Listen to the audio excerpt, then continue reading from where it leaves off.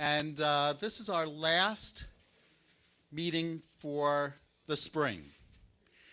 Our next meeting is a strategic planning meeting, so that most of you won't be at that, although if you want to come, you certainly can. And I want to welcome our audience tonight. As you know, starting in January, we started to simulcast these programs, so that if you miss it, you can go into the archive and click and watch. If you're not here, you can do all sorts of things, but you can't ask questions, nor can you have this wonderful food. And you miss some of the networking, but you do get to see all of what we're doing. And so I want to just welcome you for tonight. I also want to give you the heads up that our first two speakers, we will be broadcasting and recording. Our third speaker, we will broadcast. Our fourth speaker, and this is all about corporate permissions. Pardon me as I'm talking to the camera, because the rest of us can see this, but I know you guys can't. So that the fourth speaker will not be broadcast or recorded. And then we'll have stuff at the end of the meeting there. We'll do our normal finish up. So welcome. Enjoy the show. For those of us who are here, just realize that we're recording, so be aware of that. That's an important thing to keep in mind. And so I just want to welcome everybody. Now, how many people have been here at a meeting before? So I don't need to talk about where the restrooms are. I don't need to talk about where the exits are. I don't need to talk about how it's so important to have our networking guidelines, because it's all about the culture we create and the world that we want to live in. So thank you for that. We have a lot to do tonight, so thank you for starting early, because there's 4 speakers, and there's also a great deal of business that needs to happen tonight, because this is the night when we change the board. And so a couple of things that are going on. You'll see, I believe on the table somewhere, there is a board ballot. Oh, the board ballot is in the back.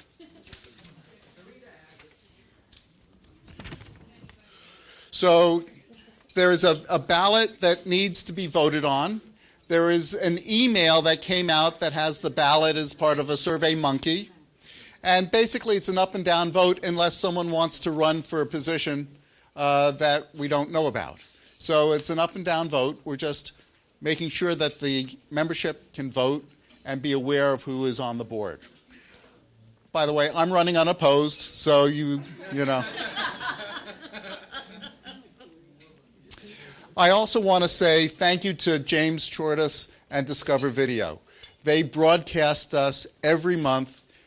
They host our broadcast on their website, and so they give you the access to the resource so that you can get to view these meetings again and again.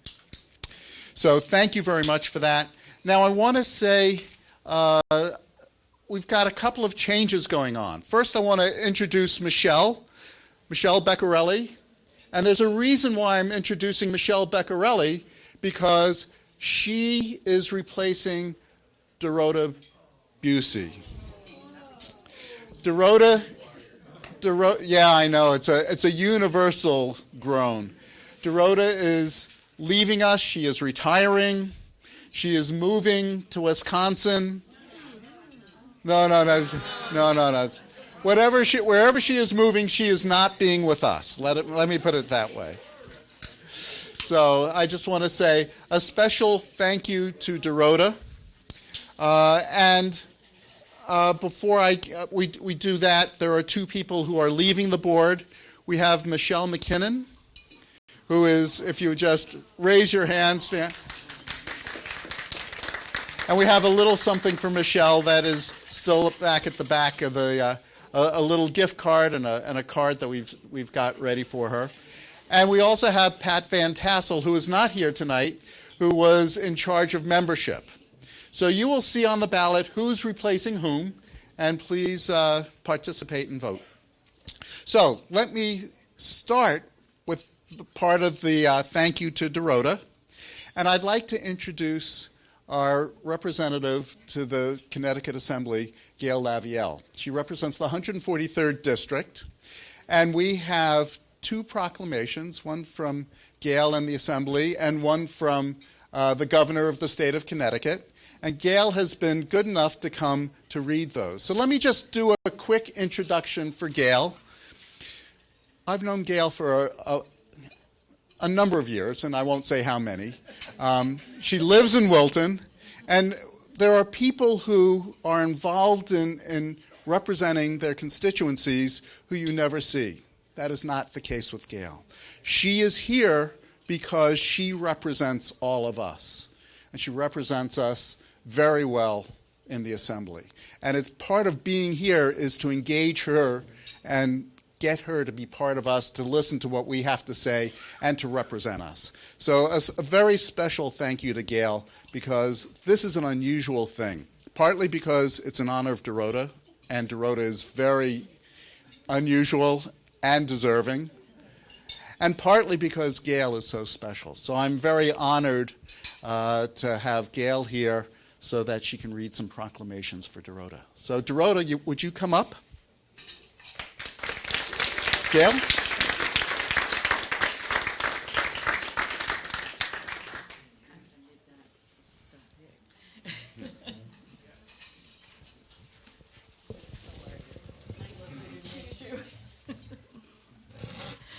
Thank you, Ross.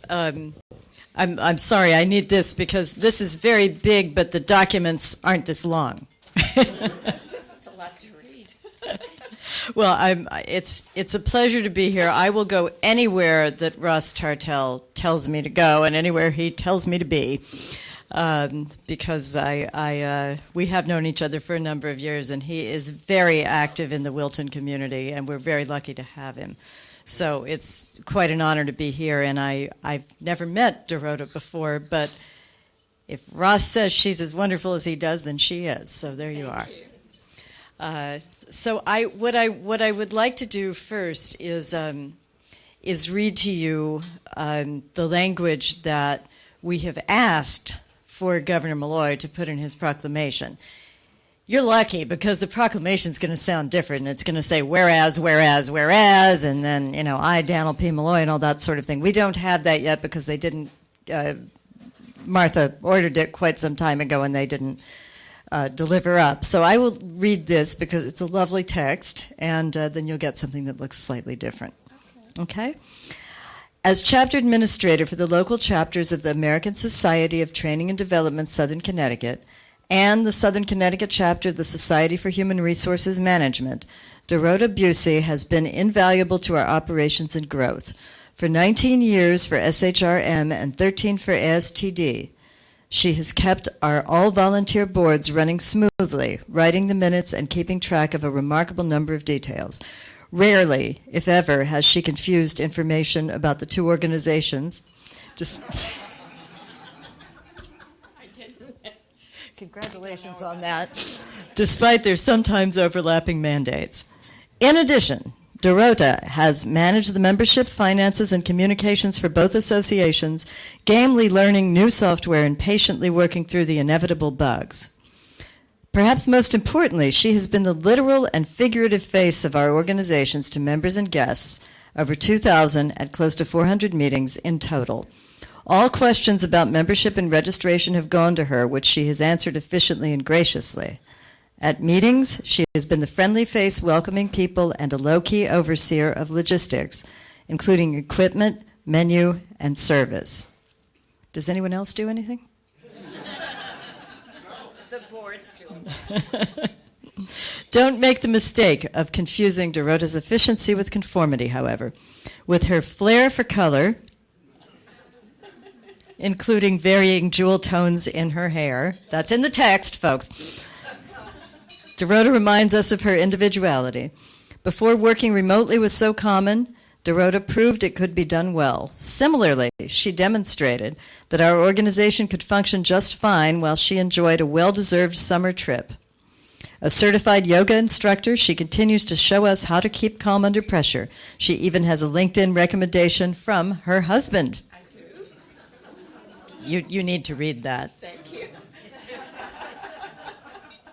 We thank Dorota for her many years of devoted service. We will miss her support and her smile, but we wish Dorota many richly deserved years of happiness and good health.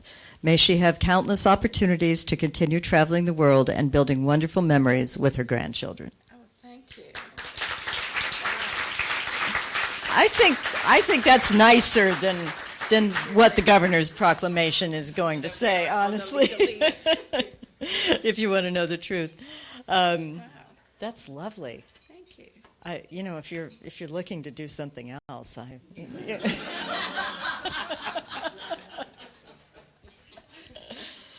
I know what this is like. This is when you have somebody who's been the heart and soul of the organization. You're going to have another one. Let's not forget that. But that's what it amounts to, pretty much. And Really touched. it's quite obvious to me, who has not met you before. And then I have this. Now, work with me here, What is this? because we didn't know about this till the weekend. This is not the real one. This is a fake one I carry around in the car with me for occasions just like this, in case there's something at the last minute. It's not a fake one. It's a real one that was wrong. Has some errors in it. But this is what they look like.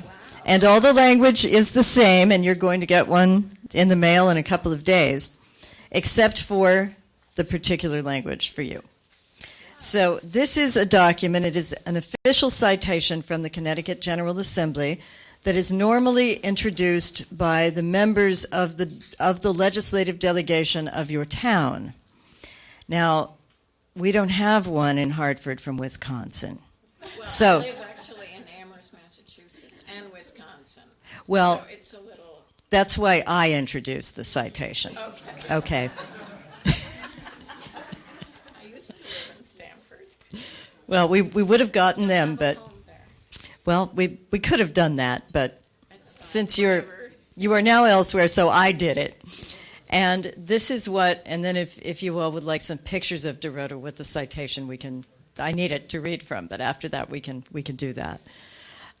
So, be it hereby known to all that the Connecticut General Assembly hereby offers its sincerest congratulations to Dorota Busey in recognition of your service to the American Society of Training and Development Southern Connecticut Chapter, 13 years, and Southern Connecticut Chapter of the Society for Human Resources Management, 19 years. Through your dedication and service, these two associations have been able to provide meaningful networking and educational opportunities to human resources and talent development professionals throughout Southern Connecticut and beyond. This has benefited hundreds of companies that operate in our state, as well as their employees. We are grateful for your many years of service and wish you much success and happiness upon your retirement. The entire membership extends its very best wishes on this memorable occasion and expresses the hope for continued success, given this 9th day of June, 2014, at the state capitol, Hartford, Connecticut, and signed by the President pro tempore of the Senate, the Speaker of the House, and the Secretary of the State. Wow. Congratulations. Really? This says Westport's. I understand that. We also have a bouquet of flowers for you. Oh, that's what you were sneaking by. And I don't know where the cake is, but there is a cake in your honor for tonight. Okay, You should get in the picture. So let's get a couple of pictures too, so we'll be able to post them. Wow, I am really. There you go. How would you like to do this, Ross? Yeah. We've got a podium here. Let's move to one side. There we go. That works better. Was that your idea? Oh, I'll come in. Was it your idea to embarrass me? Absolutely. okay, cheese, whiskey, moonshine. Let's do one more.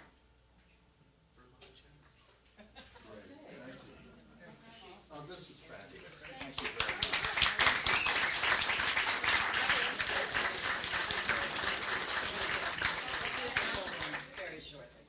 Is it coming to my house? Elena's in charge. Elena will know the answer to that question.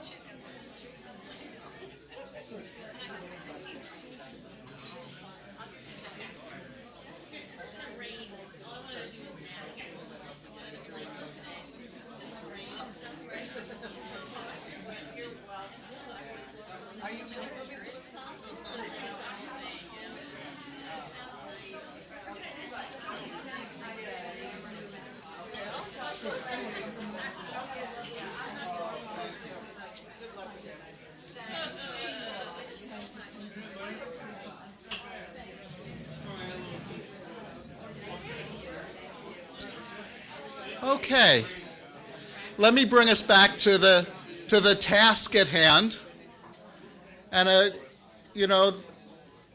just to give you a sense of the dedication that Gail has, she expressed how much she enjoyed this whole situation, this whole convening and the thank you.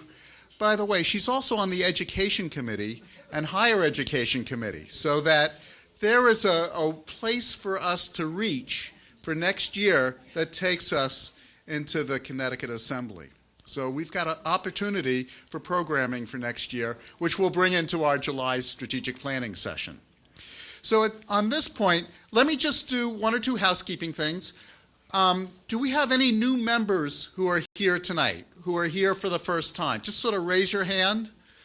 Could I just ask you to stand up for the two of you, just to say your name and just wave hello, and then you can sit? Hi, I'm Kathy Budrich. I work at Pitney Bowes. Thank you.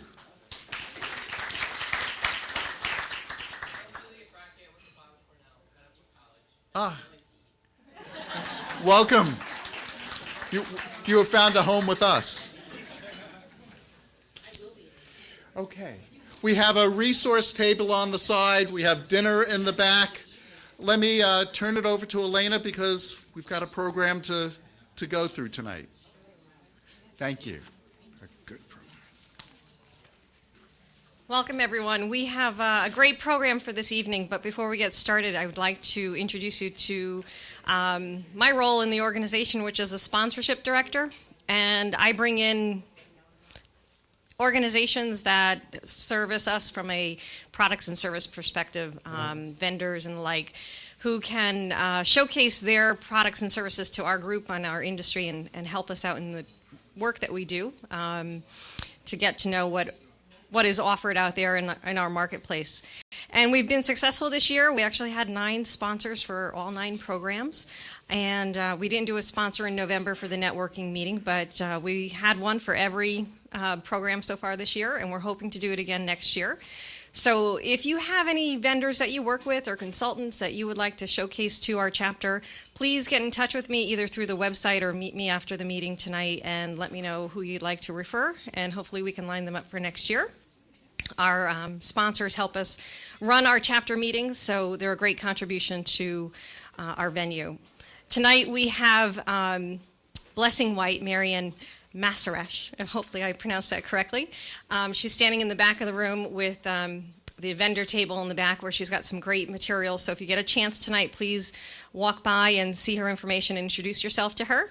And she's going to come up and do a 5-minute presentation about her business, Blessing White.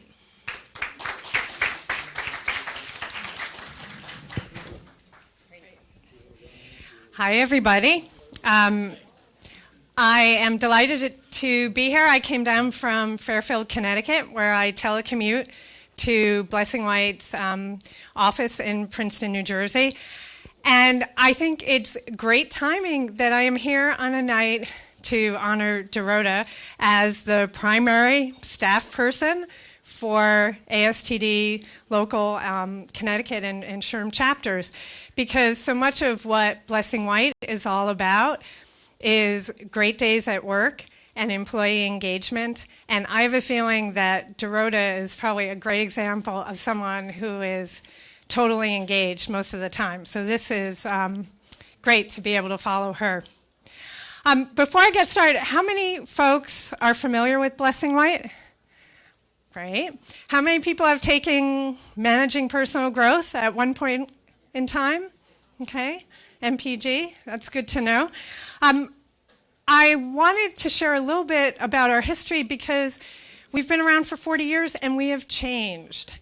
And we've changed in a number of different ways, and we've stayed the same in a number of really important ways.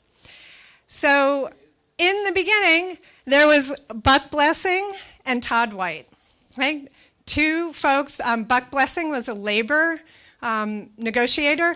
Todd White was an organizational psychologist. And they were both working at Kempner Trago at the time, and they decided that there was too much written about management and leadership, and they needed to do something different. And they really believed that when organizations and employees work together, wonderful things can happen. So back in '73, they started the firm. That's why it's called Blessing White. Yes, we get a lot of very interesting questions about that name.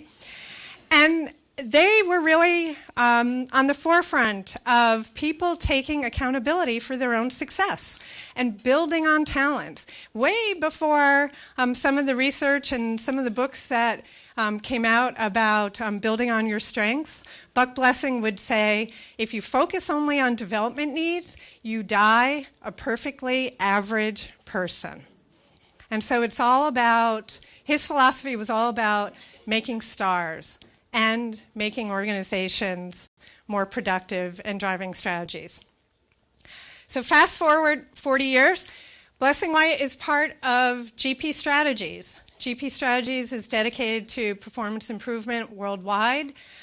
We are now all over the place. We have this huge global footprint thanks to our parent organization, and we're very much dedicated to making business strategies humanly possible. Now, how do we do that? We love to do research. I've done a lot of the workplace research myself. Tonight, by the way, there's a raffle for 3 of our books, so we have 3 signed copies. I have not signed this yet, so I can make it personal if you win the raffle, so please put your cards back there. Our book, The Engagement Equation, is really based on a lot of our engagement research we've done, but we just had a career workplace report come out, as well as leadership research, and we work with academics. So Goffey and Jones from the London Business School, Terry Pierce from the Haas Business School in California. We're all about pulling in the latest insights and research to help clients. Our focus is on employee engagement and leadership development primarily. And we do consulting, we do employee engagement surveys, we do training and development. And I'm actually right now in the middle of revising Managing Personal Growth yet again. I think this is the 5th or 6th revision that the program has had in the last 40 years. Everything we do is focused on this model. And I don't have time to describe it to you. I encourage you to check out our websites. The information that I left on your chairs speaks to it. It's at the heart of it, it's about the partnership between organizations and employees. And we know that every single person who walks through your door has personal values and aspirations and situations that are different. And the key, we believe, is aligning those individual drivers and goals and needs with those of the organization. And whether it's leadership development or employee engagement programs and surveys, everything is about getting up to that apex, that orange triangle up there.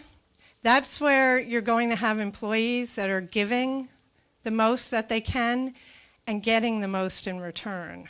So it's all about maximum contribution, maximum satisfaction. So we have almost a religious point of view when it comes to the work that we do. And I just want to end by saying, giving you an example of what it looks like when employees are up in that apex of maximum satisfaction, maximum contribution. They are having great days at work, and they are getting what they need. We've done a ton of research. When we wrote our book, we went around and we asked leaders, individual contributors, folks around the world what a great day at work looked like. And we'd get themes of personal satisfaction, of values, and achievement, and recognition, and working together. And then it always had the organizational component. It wasn't a day where the boss was away and they were putting their feet up or they were surfing the internet all day. It was about contributing in a meaningful way. And again, whether it's leadership solutions or tools and training to drive individual accountability, that's really what our firm's all about. And I'm here tonight because I live in Fairfield and I've been here before, and I'm so delighted to be here. My colleague Dave Haggerty is actually based in Boston, and he couldn't be here tonight, so I wanted to, if you encounter him, I want you to know what he looks like. And he's been with the firm for over 20 years and is the relationship manager. So please drop your cards off. We'll do the raffle at the end. And I can answer any questions, and thank you for having me tonight. Thank you.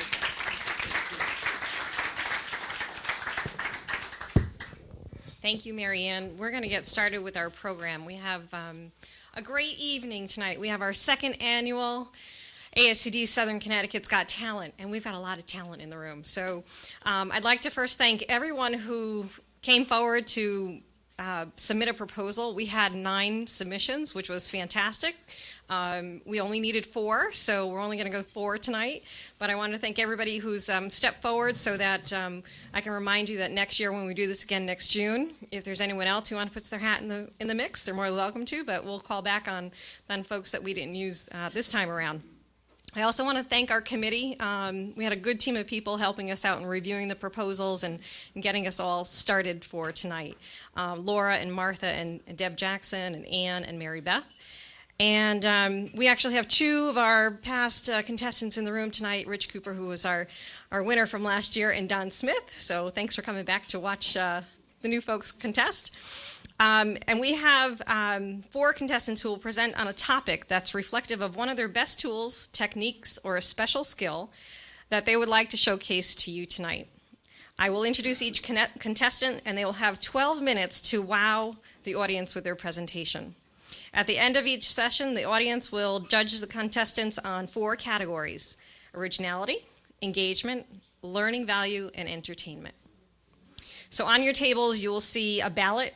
Some are pink, some are white. And this is what you'll use at the end of each presentation. We need you to put down the name of the contestant or the number of the contestant, and a 1 to 5 category, 5 being the highest, 1 being the lowest, at the end of each presentation. So what we're going to do at the very end of each session is that we'll come along and we'll collect the ballots, and then we'll go on to our next presenter. And at the very end of our meeting tonight, we will tally all the votes and reveal our top presenter and our winner for the title of 2014 ASTD's Got Talent winner. So the runner-up will receive $25, each runner-up, and our contestant winner will receive $100 tonight. So we're going to get started. Our first presenter is Brian Matamore. And Brian is the co-founder of the Growth Engine Company, an innovation agency based in Norwalk, Connecticut. Prior to, he was the president of the Matamore Group, an ideation and creativity consulting company. He has over 30 years of ideation and creativity. He has facilitated over 1,000 brainstorming sessions, moderated over 500 creative focus groups, and managed over 200 innovation projects. He graduated cum laude from Dartmouth, and his first book was 99% Inspiration, and was selected as the American Management Association's Membership Book of the Year. He's also the inventor of the creativity training game Bright, and he has a new book on ideation and innovation called Idea Stormers, How to Lead and Inspire Creative Breakthroughs, which he's going to showcase a little bit of it tonight. He's also going to have some of his books in the back of the room at the end of the night, so if you'd like to purchase one of his books and have a signing by the author, feel free to do that. Brian's topic tonight is the world's greatest idea generation technique. His technique will present is easy to learn and use and can help HR, training, and OD professionals generate a wide variety of creative solutions for even the most difficult HR and training challenges. Please welcome Brian Matamore to the stage.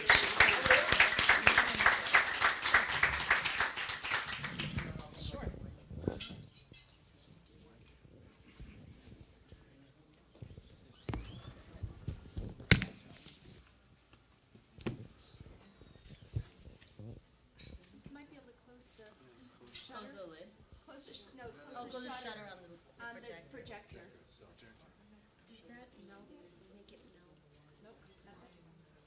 It's not terrible. That's fine if you want to. Yeah, we'll just. That's good. That's okay.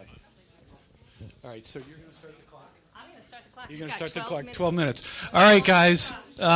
So thank you for having me. Again, I'm Brian Mattamore from the Growth Engine Company. We're an innovation agency based in Norwalk, and we do both innovation consulting and training, and we like to think that the training informs the innovation and the innovation informs the training. I want to talk a little bit about the title of this talk, the world's greatest idea generation technique. That sounds like hyperbole, right? It's like, give me a break. But in my book, I talk about, quote, the 7 greatest all-time ideation techniques. That comes a little bit, frankly, from the work that we do. These 1,000 ideation sessions we do, we found 7 that we think are the most powerful, most useful across the board. And so I picked this one because I thought it would be the most powerful for training and development folks. So in some sense, you could say, yes, it is the world's most powerful for you guys. I want to talk just briefly about the difference between ideation and brainstorming. We all know brainstorming, right? 2 basic rules of brainstorming. What are the 2 basic rules of brainstorming? No bad ideas, no judging. Well, that's kind of the same, but quantity equals quality, right? Okay. Quantity does equal quality, but most of the ideas are bad, right? In an ideation session, okay? But it's not good to judge them. All right. So the term ideation evolved because brainstorming was a specific technique invented by Alex Osborne of BBD&O based on those 2 basic tenets. Since the late 30s, there have been literally hundreds of different, quote, group ideation processes or brainstorming processes or creative processes. And that's what we've done in a lot of the work that we do and the training we do is to invent some of those, develop them, customize, and figure out which techniques can be used against different challenges. Okay? So that's the setup. I'll try to be original. I'll try to be entertaining. I'll try to be instructive. And what was the 4th one? And you actually learned something. Okay, there you go. So this technique is called the problem redefinition technique or opportunity redefinition technique. Don't worry about taking notes because I'll tell you more about the hows of this after we do it. So just hang out here. In this entertaining thing, I thought it might be fun to take a real-world example from our consulting world. And so we got a call from Catholic Knights Insurance Company in Milwaukee, Wisconsin. Anybody heard of Catholic Knights Insurance Company? There's no reason you should have. They're about a $100 million company. Believe it or not, they sell life insurance only to Catholics. Okay? They've been sued by the Jews and the Muslims and the Buddhists and everybody else, but it's held up because that was their charter, all right? And so they called me. They had done the black belt thing very successfully, the quality thing, and they called and said, we recognize that the next step, frankly, is new ideas. We've become as efficient as we think we can be, and we're getting, reduced returns now. So now it's all about ideas. Can you help us do what? Can you help us sell more life insurance to whom? To Catholics. You got it. Okay. So I went out there. He had read my first book. By the way, they're a terrific company. They're just an unbelievable company. And so we did a bunch of different techniques. This technique was the one that was gangbusters. Unbelievable. I'll tell you the end of the story here, and then we'll do the technique. After we did it, a year later, he sent me a note and said, we have used this one technique and increased our sales by 52%. Okay? So $100 million company, you can do the math. So I definitely undercharged, right? Yes. Okay. All right. So here's the technique. This is a kind of a word opportunity redefinition, problem redefinition, whatever you want to call it. So what you do is you have a subject, a verb, and an object, all right? So you say, who else could the we be? Then you'll say, and again, how do we sell more life insurance to Catholics? Am I okay? Okay. All right. So who else could the we be? Normally it's whom? The sales force, right? But the we could be who else? All those folks there, right? Catholic family members, board members, the PR department, policyholders, etc. Okay? I did not actually, in the work we did, we had the Pope, but I didn't want to go too far. We had nuns, we had all kinds of weird things going on. All right. Sell, different ways to think about sell. Sell is obvious, right? But when you get at the co-market, license, giveaway, promote, advertise, et cetera, et cetera. Catholics. A Catholic is a Catholic is a Catholic. You can think more specifically. A Catholic doctor, a lapsed Catholic, a Catholic athlete, the Vatican, a lot of Catholics there, right? Evangelists, etc. All right, so that's step one. You redefine, you come up with alternatives, all right? Step two is, what do you think step two is? Step two is you do Chinese menu time. You combine these, right? So let's see here. So we'll just do sort of friends of Catholics, be incentivized, and grandparents. Let's see. And by the way, these guys at Catholic Knights Insurance Company, because they came from the world of quality, they did thousands and thousands of these combinations that I'm showing you here. Okay, let's see. So we got, let's say, board members, license, and schools. Okay, and then finally, and these tend to be random, right? Okay, policyholders, reward, and the Vatican. Okay. All right, so then you redefine the sentence or the opportunity, right?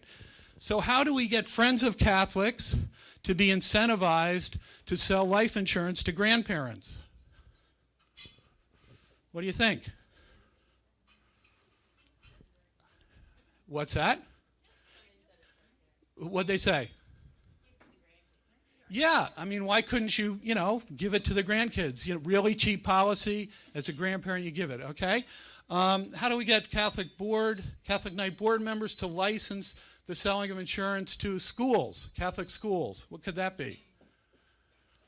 By the way, when you do this technique, you don't have to take it literally. The idea police will not show up and say, you didn't do that second word very well. We don't care. It's to get an idea. Nice. Brand the insurance, sell it to all the graduates is a good idea. Another idea could be what? What's that?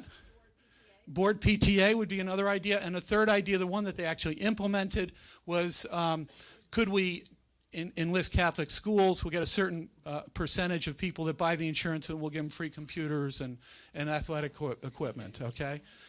Finally, how do we get policyholders to reward the selling of insurance to the Vatican?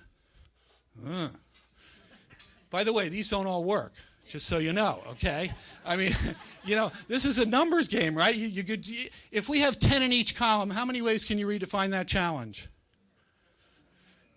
Yeah, it's 1,000. It's 10 to the third, right? 1,000, 10 times 10. So you get 1,000 of these, all right? I mean, that one you could kind of make up and say, well, maybe if you had a contest and you get people to buy insurance because you referred them to them, the person that refers the most gets a trip to see the Pope or whatever it is. Okay? All right. So that's the technique. What do you think? Well, I'm not done yet, but how much time? 4 minutes. Oh, I got to do this quick. It's a powerful technique. We demonstrated this to J&J and won consulting work just because we demonstrated the technique successfully. So it's a very powerful technique. I want to quickly do it with you guys. How do we improve learning? Right? You guys, training and development here. How do we improve learning? Okay, at your tables, there are these sort of sheets you see. Yeah, those things. Got it, okay? Everybody, there are only 3 per table, so take one. We won't have time to do this because we only have 4 minutes. So, all right. All right, grab a marker. Okay, so who could the we be? Who could the we be? Trainers. Number 1, write down trainers. Who else could the we be? Participants. That's 2. Number 3.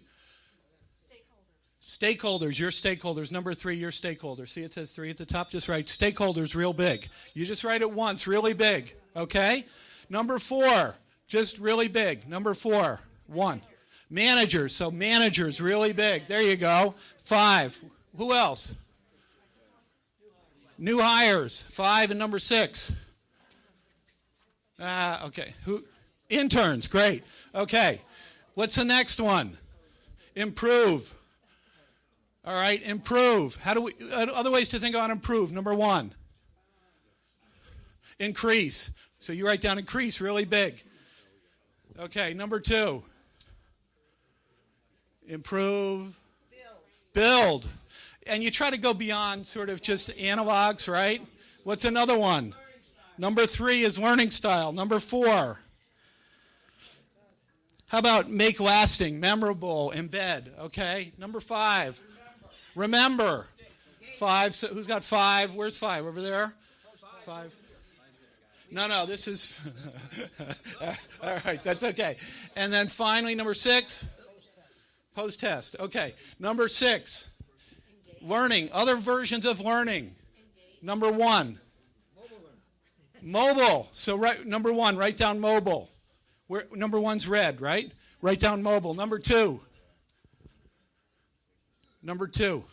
role play. Good, very good. Another one.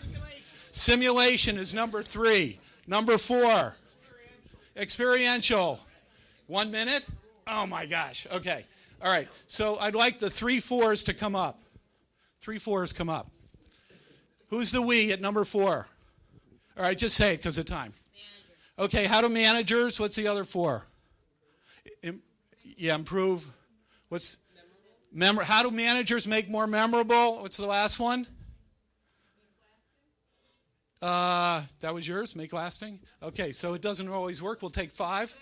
What was 5? What was 3?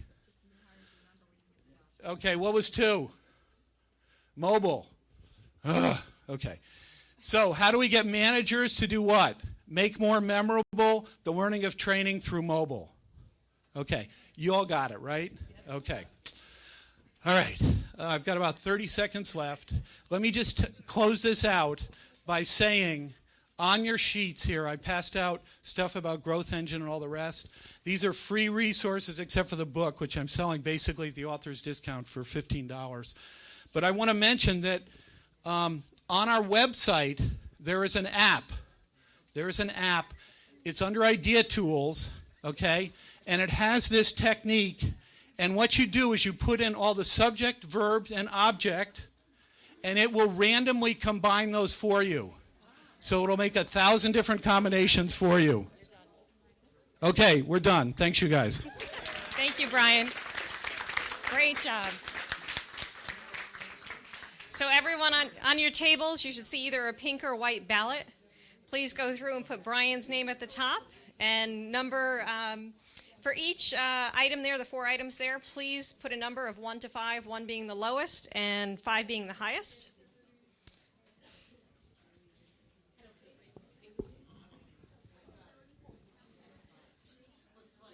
We're just going to give you just a minute or 2 to fill those out, and then Dorota and Michelle and some of the board will come along to collect those from you, and then we'll get started with our next presenter.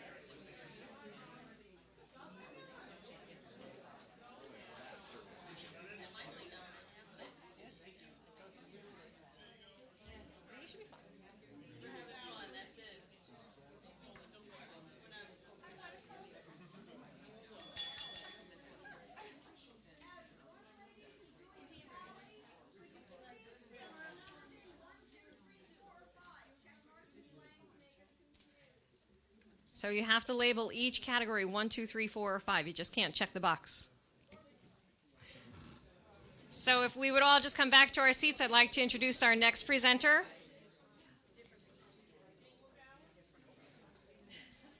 So our next presenter is Brett Dunbar. He's a partner with Sandler Training. Which is a global professional sales, management, training, and development firm. They have an interactive approach and team of diverse and deep business experience with street smarts that bring their process to life. They help elevate their clients from the status of a vendor to that of a trusted advisor. And their program is available in 30 countries with 18 different languages. Brett is a certified Sandler trainer and business coach. And he brings a fresh perspective to the sales profession and experiences as a former small business owner and Salesforce employee for manufacturing and some national chains. His philosophy is simply stated: your internal personal dialogue can hurt the bottom line. An award-winning sales trainer, Brett has motivated hundreds of professionals to reach their true potential. He has a unique style of getting his clients to tackle the hard truth about their barriers to success and focus on the human element. Brett is an outgoing individual. He's an avid triathlete, golfer, and outdoorsman. His topic is truly listening. His session is entitled, Are You Really Listening? And he will showcase the importance of utilizing active listening skills in your business and personal communication and engage you in a few group exercises. So as we go through his session today, please ask yourself, are you frustrated that your message isn't being heard correctly, assuming you know the answer before you know the question? And are your personal preferences getting in the way of understanding the real question? Please welcome Brett Dunbar. Thank you. Is the time going? Setting the time. All right. So, yeah, I know, taking the excellent. So, thanks again for having me. So we're going to do 2 exercises, and they're going to be interactive with you guys to really make it useful for you to take this and work with it through your career. But I want to give you a little nugget in the beginning. When I first started in sales, and when I first started with Sandler, I was meeting with a bank. I thought I had it. They were giving me all the right buying signs. They were asking me when we can start, all this stuff. And then when I went there, I called them back. Nothing. Nothing again. Trying to chase them down, nothing. Seeing me at events. So I didn't hear, or I heard what I wanted to hear. So the first exercise is a whole group exercise. Here's what we're going to do. You guys you can ask me anything you want, but you can't ask me how these people died. You want that again? You can ask me any question you want, but you can't ask me how they died. So here's the scenario. 2 men are dead in the woods, a cabin in the woods. You guys can ask me anything, but how they died. So just, I don't know. Was there blood? Possibly. Was it cold? What were they doing in the woods? Don't know that either. That's a good question. I'm not sure. What was their relationship? Were there enemies? Possibly. Were there bears? Maybe. How old were they? I don't know that. Right? Were they with anybody else? No. What can you tell us about them? Not that much. How long were they out in the woods? I don't know. Did you see them? I did not see them. Are you sure they're dead? That's a good question. Why do you ask? There we go. Why do I ask? Just asking. Not sure. I don't know how they, I read it. That's the best way. Why is death important to you? That's a good question. So on that one. Why should it be important to us? So how did they die? I'll ask you guys. Where did they die? Throw it out there. In a cabin in the woods, right? Are we thinking, what type of cabin? What type of cabin? Log cabin. Wow. Hutting cabin. Ship cabin. Okay, so here's where we go. I said cabin in the woods. How they died? Cabin in an airplane. There's certain words that we use, certain words that we hear, that trigger a picture in our mind. We all do it. And that trigger snaps us right into solving someone's issue, which stops us from listening. And we start formulating a problem, or formulating the solution, and then that takes us away from the actual problem. So they died in a plane crash, and it landed in the woods. They were pilots. Right? So that's one way of listening. The longer we've been in our field, the smarter we feel about what we do, the more we want to save people, The faster we want to save people, the quicker we're solving their issues before hearing the problem. This happens in all spans, from any part of the field, from the top down. So let's do one more exercise. So this exercise, I'm going to use this table right here. You guys, we have to design a award ceremony for the sales team. We have 1,000 sales reps coming. Each one of you get to add one cool thing we get to put on this national sales meeting. So when you add it, we're going to start with you. Say what you want, and then we're going to pass it on. Right before you say yours, you have to say but, and then say yours. Then but, then say yours, but, then say yours, but, then say yours. So what would you like to see at this national sales meeting? A dynamic speaker. A dynamic speaker. But entertainers. But entertainers. But But I want to learn something from it. I want to learn something. Fair enough. But I want people to have fun. But I want people to have fun.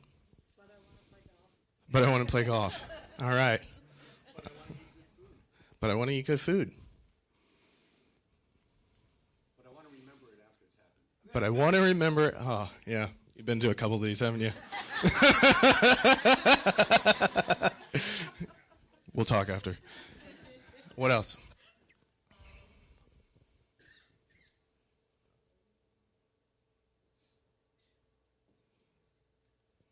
But an awesome bar. Got it. Got it. And one more. But in a tropical location. Fair enough. Fair enough. 3-day weekend went to a week. I like this one. All right, so now we're going to change the scenario. We all heard but, right? Now we're going to do the same thing, say the same one you just said, but right before you answer, say and. So start it off. A dynamic speaker. Dynamic speaker. And? And entertainers. And I want to learn something. And I want to have fun. And I want to play golf. Good food. And I want to remember it after it's over. And a bar. And a bar. And a bar. And a tropical location. And a tropical location. So let me ask you guys, how did you feel in the first one when we said but?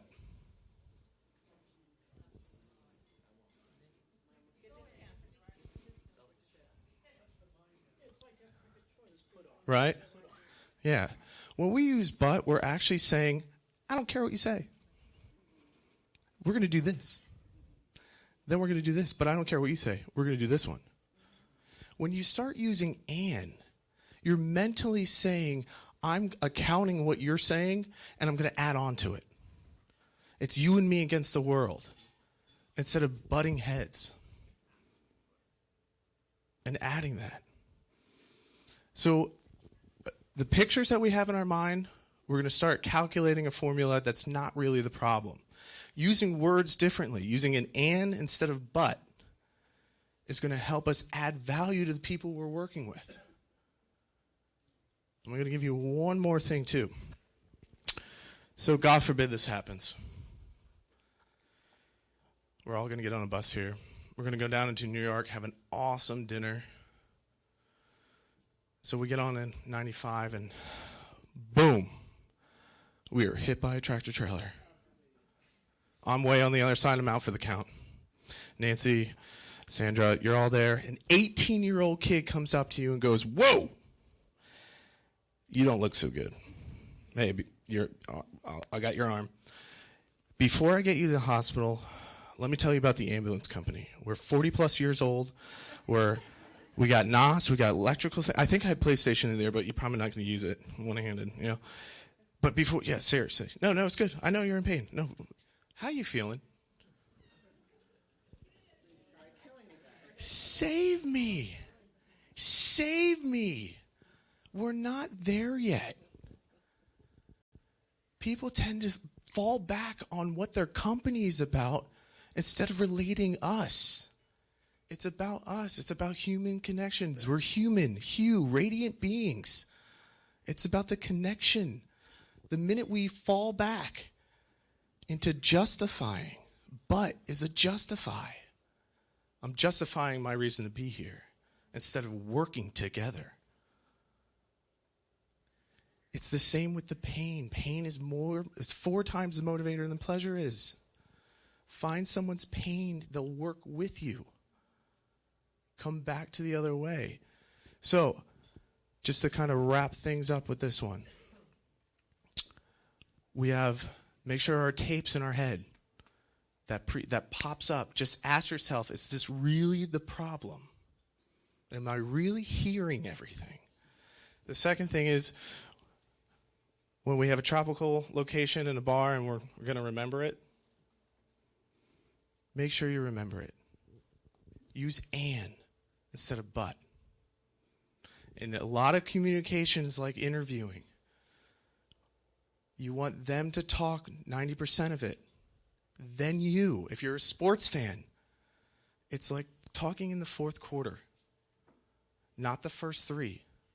Find out their true issues, and you'll work with them, and you'll save them, and they'll love you for it. Any questions? No? Awesome. Am I right? Am I right? But am I right? That's a good one. That's awesome. So thanks, guys. So you actually finished 2 minutes early. Woohoo! I'll take them. So please fill out your ballots. Remember to mark 1, 2, 3, 4, or 5 for your vote. Put Brett's name at the top of the page, or speaker number 2.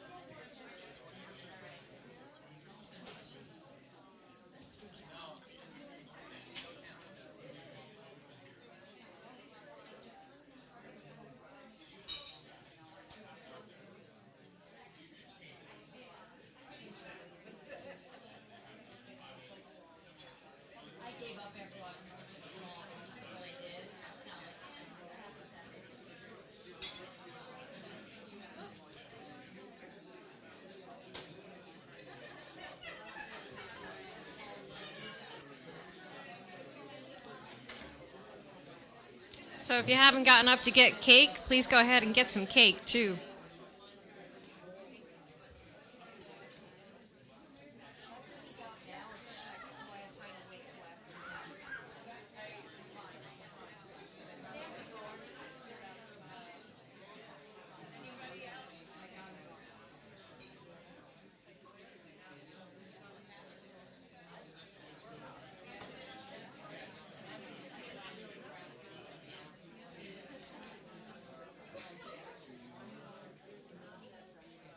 Okay, it looks like all the ballots have been collected. If you can come back to your seats, we'll get started with our next presenter.